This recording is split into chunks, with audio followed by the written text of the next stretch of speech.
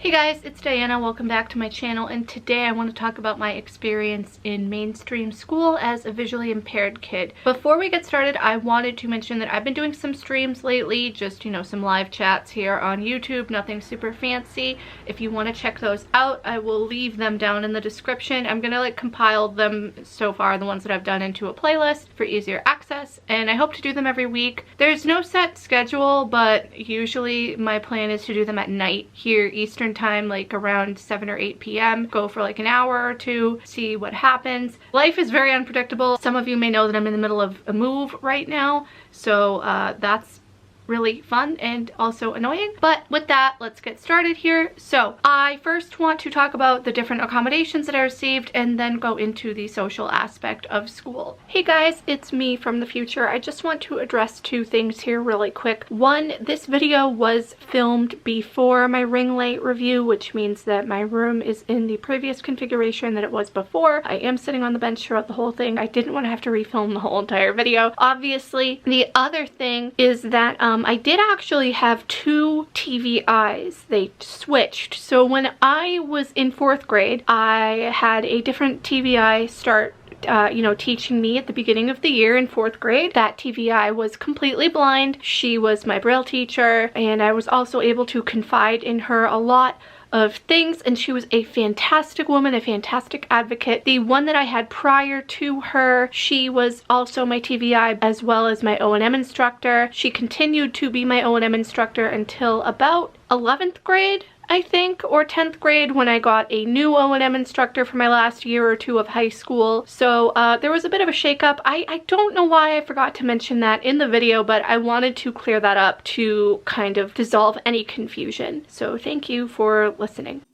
I was in mainstream schooling my entire life, which means regular public school. I was not at a school for the blind. I did not take special ed classes or anything. I was just in mainstream schooling, and my accommodations, I'd say, were pretty basic. When I was in elementary school, actually all throughout my schooling, my one main thing on the IEP that I had every year was that I had to have my work given to me in large print. And I also had to sit at the front of the room so I could see the board. So regardless of me sitting at the front of the room, I still could not see the board. And some of my teachers still did not understand that, but we're gonna go into that a little later. So I had a paraprofessional in all of my classes with me, which is like a teacher's aide, because I, needed a different accommodation. The paraprofessional was able to get me my work in large print.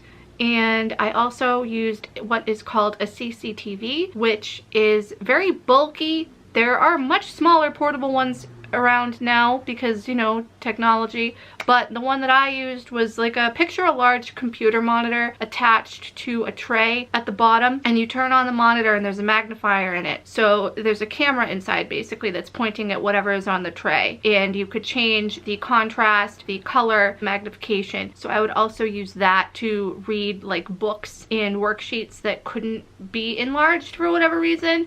And I would fill that out as well under the CCTV because everything was magnified. I also had the accommodation to use pens instead of pencils because I couldn't really see the pencil as well because it was too light. So I would use erasable pens. Thank God for those. They were pretty basic accommodations, and they were followed very well for the most part. Everything in terms of my accommodations was very straightforward. Everybody knew that I was visually impaired, but that's mainly because I started using a cane when I was in 3rd grade. I think people knew that I couldn't really see well up until then, but like having the cane solidified it. I also had a teacher of the visually impaired who would come quite often and do O&M skills with me with my cane, and she would teach me Braille, and she also taught me how to touch type, like typing without looking at the keyboard, which was very, very helpful. I think we started typing class in computer class when I was in 2nd or 3rd grade. I don't really remember, but I do remember the computer that I used when we had computer class had Zoom text on it, which is a screen magnification program. So that was really cool because I was able to actually see what was on the computer screen. Granted, because it's a magnifier, you're only seeing a certain part of the screen until you move the cursor around. Other than that, they would just like make the print in Microsoft Word or whatever really big, or whatever we were using for the program. For the typing thing, we used something called Type to Learn. I remember really hating that but the skills that I learned when I was younger have really helped me develop as like the person that I am today. So on to middle school, I still had a paraprofessional. They didn't really follow me. Okay, let me rephrase this. They were in my classes, but they were also helping another student as well who had different learning needs than I did. They had like an IEP with different accommodations that they needed. They were not visually impaired. And so all I really needed was the CCTV and my work in large print. The only issue that I really remember having was math. I had trouble seeing the board, so I was able to sit a little bit closer to the board because of the configuration of the rooms that we were in for math class, or my teacher would just say what was on the board out loud, which was really helpful. I was able to do it that way. I also had a monocular, which Kayla with a C talked about this in her video. I will link that down in the description. She and I kind of had sort of similar accommodations. Monocular is like a little tiny handheld telescope. I mainly had that for like O&M purposes to see street signs. Honestly, I don't know where the hell that is now. It's probably lost. I'm 100% guaranteeing you that it is lost. When I was in middle school, I also got this assistive device. I can't remember the name of it, but it was like a pair of goggles and it was attached to a little camera thing on wheels. So I could use it and point the camera at the board and see the board and increase the magnification, and I could also flip it down so it was looking at a paper or a book on my desk and see things that way. It was really cool and helpful. I got it from a grant, so like there was no, my family didn't have to pay for it, but I think that it contributed to my migraines though, however, because I started to get really bad migraines when I was like about 12, and I don't know if it was a combination of using that assistive device as well as a lot of the stresses that I was going through at school at the time, which I will get into a little later. On to high school, I had another paraprofessional, a different one, because every time I would transition, you know, from elementary to middle and from middle to high school, I would have a different paraprofessional. The one that I had when I was a freshman, he had no idea what the heck he was doing. He was also assisting a deaf student, so our needs were very different, and I was supposed to have a laptop. The issue with that was that the school provided the laptop to me. They had installed Zoom Text on it. However, for some reason, I could only access Zoom Text when I was using the laptop at school. It had to be connected to the school's network in order for me to launch the program. So when I would bring it home, like nothing would happen because it was so locked down because it was a school provided laptop. So that lasted very, very shortly. There was really no point in me having that laptop if I couldn't even use it at home with the assistive technology that I needed. So we nixed that. Then in 10th grade, I got a different paraprofessional who was absolutely terrible. So by this point in time, in my IEP, it had stated that I did not need somebody to follow me to my classes. Obviously, I was very independent. All I needed was my work in large print. This woman was not supposed to go to my classes with me. She was only assisting me. The para that I had as a freshman continued to assist the student who was deaf. She did not give me any of my work on time, ever. Like, we would be sitting when we had a test in a class, and I would be sitting there for like 20 minutes at least without my exam because I wouldn't have the work in time. So I was mad at the time when I was younger because I thought that it was her fault. And it might have been, but it may also have been the fact that the teacher might not have given her the work ahead of time to enlarge, because they were probably afraid that I was gonna get it and get the answers or some nonsense. I don't know, but thinking back on it, I don't think that's the case, because when I was a senior in high school, she had left to attend a program in another state to become like a teacher or something, like not just a para. So I had a new para for like half the year of senior year of high school, and she was fantastic. First day of school, she shows up, she's like, I have all your work enlarged up until like sometime in October. And I'm like, where have you been all my life? I really don't know what the hell the deal was with that other lady, why there were so many issues with me getting my work on time in large print. It was really terrible. And it got so bad to the point that, so obviously because I was on an IEP, there were IEP meetings every year. Once I turned 14, I was allowed to sit in on them. So I think when I was in like 10th grade, we finally had the state's services for the blind, our commission for the blind here, step in. My caseworker from them, she had sat in on an IEP meeting and she had said, okay, we're going to provide her a laptop from the commission and all of her work is going to be given to her electronically, except for math and Spanish. which was great because then I was able to have my assignments emailed to me by my teachers. Like, my books were electronic, everything was electronic. It was fantastic, and it really helped in feeding in what I ended up doing in college, which like was basically everything 100% electronic. So all of my stuff was given to me electronically during my last like 2.5, 3 years of high school basically, and it was fantastic because I was able to access my materials a lot easier, and I didn't really have to rely on getting like work handed to me from another person. I mean, I did still get paper things in large print. I believe I still did tests in large print and things like that. I can't really remember honestly. I was relying less on her and more on myself, and it was great. But it was also annoying because up until that point I had tried to advocate for myself and tell people what I needed, and nobody was taking me seriously. Even then I still wasn't really being taken seriously. I really have to attribute my advocacy to the assistance that I was given by my TVI, because she was really great at advocating and helping me learn how to advocate for myself.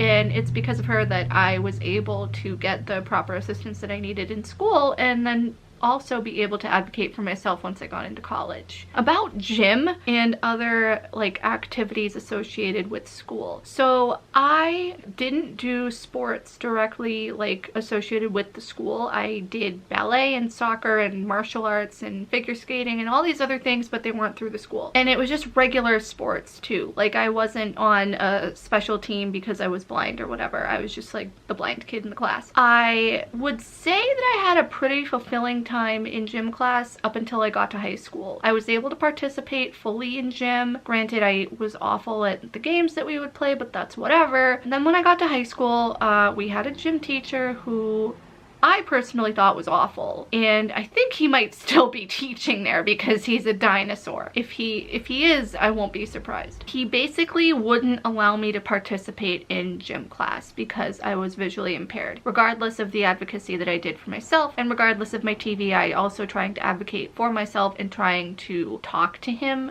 one-on-one about it. He just didn't want anything to do with it. So he wanted me to go to the school's weight room, which was like connected to the gym, and do different like activities with the weight machines and stuff instead of participating in gym class, which pissed me off because like I was missing out on participating in team sports and activities, and I was being isolated. So it was just me and my paraprofessional who was awful. It got to the point actually that I ended up being pulled out of gym permanently because a piece of equipment fell off of one of the machines and hit me in the face, causing me to bleed. And the gym teacher wouldn't even let me go to the nurse by myself. Actually, no, he wouldn't even let me go to the nurse at all, period. I had to wait until it was the next class period and ask my teacher then to go to the nurse, and I was still bleeding and I was pissed. Obviously, I told my parents were mad, and the school didn't do anything about it. They were like, oh, well, this could have happened to any kid. It's fine.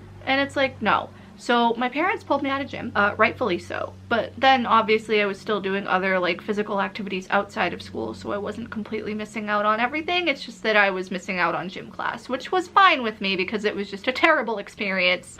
Basically, the point and moral of this story is my school sucked in terms of accommodating me. Another thing that would really bother me is that sometimes my teachers would call me out or get really frustrated with me. I remember vividly when I was in 8th grade, my music teacher literally had called me out in front of the entire class and said that I need to pay attention, I'm failing the course. Which, like, I had told her time and time again that I could not see the board and needed extra help. She did not seem to understand that, and I did not get extra help. And it was just so, it was ridiculous. So I had to learn music, like the different instruments or whatever that we were playing, by ear because nobody was helping me, even though I was advocating for myself. It was situations like that that just, honestly, that's no way to treat a student. And I also had an issue with a teacher in 11th grade, my history teacher. He was writing something on the board. It was at the beginning of class, and I couldn't really see like what was on the board, and because he was standing in like right in front of whatever he was writing, whatever, I don't know. I was sitting close enough where I could kind of see it, but not really, so I would ask my friend who was sitting next to me, and she didn't really know either, so I asked the teacher like what he was writing on the board, and he got mad at me and was like, just be quiet. And it's like, I can't see what you're writing, sir. Please tell me. Do not get mad at me. I'm simply asking you a question because I'm blind. Honestly, school was such a terrible experience for me that I blocked a lot of it out because it was traumatic, especially high school. I want to focus on the social aspect of school. I feel like it was a little easier to fit in when I was younger. I had friends. I wouldn't say we were close. Friends that I had in school. I had closer friends from the extracurricular activities that I did who did not go to my school. They went to a different elementary school in town because they were in a different district. I mean, it was fine. We hung out apart from that, and you know, I would go and like have birthday parties and whatever with like school people, like the kids in my class, and sometimes I would be invited to like their parties as well, but I never really had a group of friends in elementary school. Middle school, I had a really good group of friends. There were like 5 or 6 of us, all girls, and we were all really close. And it was funny because we got close by doing a project together. I did a project with one of them for math class or something, and then we all just became very close friends from there. And it was really great up until our 8th grade trip to DC, when for some reason things fell apart. They just didn't want to associate with me anymore. They kind of just ditched me on that trip. So I ended up finding a couple of different people to hang out with, and then I had become friends with them in high school. But I still didn't really have like a best friend in high school, like in my class. I was really good friends with a couple of people who were in the grade below me, again through like figure skating or whatever, but like they also went to the same school. And so there was a very small group of us by the time I was like I think like a junior or something, and we were all really close, but I felt like that they never really treated me like an equal person in the group. There was a lot of treating me like I was a commodity because I was different. They were all sighted, I was visually impaired, and a lot of the times they would really go ham on me being visually impaired. They were very ableist people, and it's really a shame because I feel like that they were nice, they just didn't realize it. And I didn't fully realize it either until I had talked to another blind person who was my age about some of the things that my sighted friends were saying and doing, and they were like, that's really offensive and ableist. And I was like, yeah, you know, you're right. And to be honest, I don't even remember what. Well, I remember one of them kept trying to teach me sign language by like signing gibberish into my hands, not even legitimate ASL, because that was how Helen Keller learned. And I was like, stop that. I'm not her. We're not the same. Stop. And that is in part due to the fact that people who are able-bodied are not exposed to kids or people with disabilities a lot in their lives. And it's really unfortunate because you can really tell when somebody is educated versus not being educated. And you know, as a friend, I tried to do my best to educate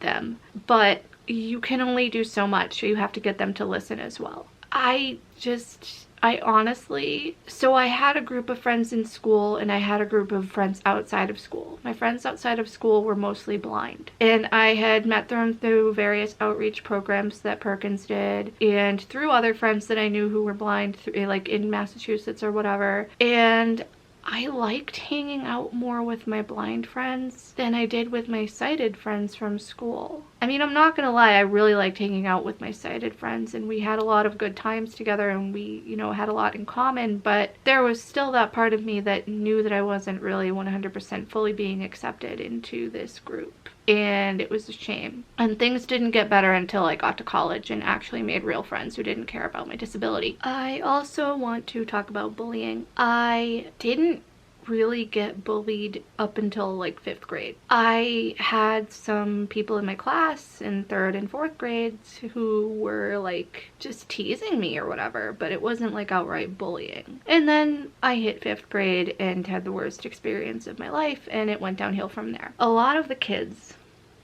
I'd say maybe like a good portion of the, well, not a lot, a handful of kids were all really good friends with each other, and they were all very rude to me because I was different. I'm just gonna run through some scenarios here. In 5th grade, myself and a few other students would go into school a little early and do like a study group with the teacher because we all needed a little extra help with the assignments or whatever. So I showed up and they were all already there. Like them meaning the other kids in the group. The teacher wasn't there yet. So they decided to hold the door closed from the inside and hold the handle, so I wasn't able to get into the room. Like there was nobody else around. I thought there was nobody else around in the hallway. So I kept trying to knock on the door and ask them to let me in. Come to find out, there were people around in the school at that time because I was approached later in the day by my paraprofessional who was like, you were making a lot of noise earlier this morning. Like one of the other teachers was complaining about it. And it's like, if you hear somebody trying to enter a classroom, or like even if you hear a disturbance, wouldn't you go and check it out yourself to see what's going on instead of just complaining about it? So it was like turned around to be my fault, which it wasn't. And there were no repercussions there because why would there be? There were other instances too. Honestly, like there were a couple of girls in my class who pretended to be friends with me and then they turned around and backstabbed me for no reason other than, I guess they thought it was fun. I was cyberbullied severely in high school when, you know, Facebook was really big. It was bad. And it made me very depressed and anxious, and I didn't want to go to school. And I had really no friends. I would eat lunch a lot by myself because I didn't have anybody to spend time with, really. It wasn't until like my last 2 years of high school that I had that group of friends. But some of them still treated me differently because of my disability. It was just, honestly, I had a really bad experience in school. My one piece of advice here would be to educate your kids on others with disabilities and to tell them that they need to treat everybody how they would want to be treated, because I was not treated well. I really would hate that to happen to somebody else. And this was by both teachers and students. There were probably a lot of other things that happened too. I just can't remember because it was so bad that I blocked it out. I mean, I don't want to make this like a really long video because I